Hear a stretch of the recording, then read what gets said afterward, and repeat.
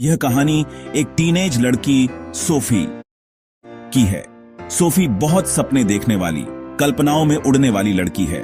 वो एक साधारण परिवार से है। उसके पापा मजदूरी करते हैं और घर ज्यादा अमीर नहीं है, लेकिन सोफी के सपने बहुत बड़े हैं। वो कहती है, मैं एक दिन फैशन डिजाइनर बनूंगी, या शायद एक एक्ट्रेस या कोई बड़ी सेलिब्रिटी। सोफी और उसकी दोस्त जैंसी उसकी सबसे अच्छी दोस्त है। जैंसी बहुत सच्ची और जमीन से जुड़ी हुई लड़की है। जब सोफी सपनों की बातें करती है तो जैंसी उसे कहती है, इतना मत सोच, हमें तो बिस्किट की फैक्ट्री में काम करना है। जिंदगी इतनी आसान नहीं है। लेकिन सोफी को कोई फर्क नहीं पड़ता। वो अपनी कल्पना की दुनिया में मस्त रहती है। एक दिन सोफी अपनी दोस्त को एक नया और झूठा किस्सा सुनाती है। मैंने फुटबॉल स्टार डैनी केस से मुलाकात की। वो मुझसे मिला, मुझसे बात की और कह गया कि दोबारा मिलेंगे। असल में ये सब सोफी की कल्पना थी। उसने किसी से नहीं मिलना था, बस अपने मन में ही कहानी बना ली थी।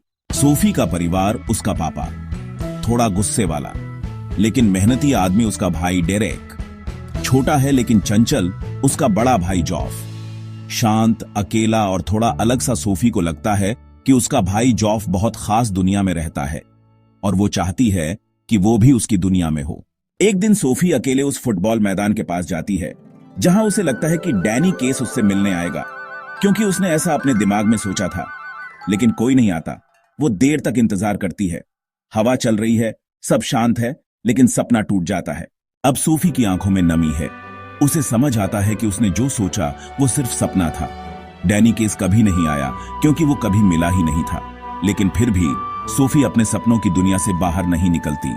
अगर आज नहीं तो कभी और सही, किसी दिन मेरी दुनिया बदलेगी। इस कहानी से क्या सीखें? सपने देखना बुरा नहीं, लेकिन हकीकत से दूर नहीं जाना चाहिए। कल्पना अच्छी होती है, लेकिन हमेशा सच्चाई को समझना जरूरी होता है। गरीबी या हालात सपनों को रोक नहीं सकते, लेकिन मेहनत भी जरूरी है। कभी कभी हम झूठे सपनों में इतना खो जाते हैं कि सच्ची जिंदगी की अहमियत भूल जाते हैं।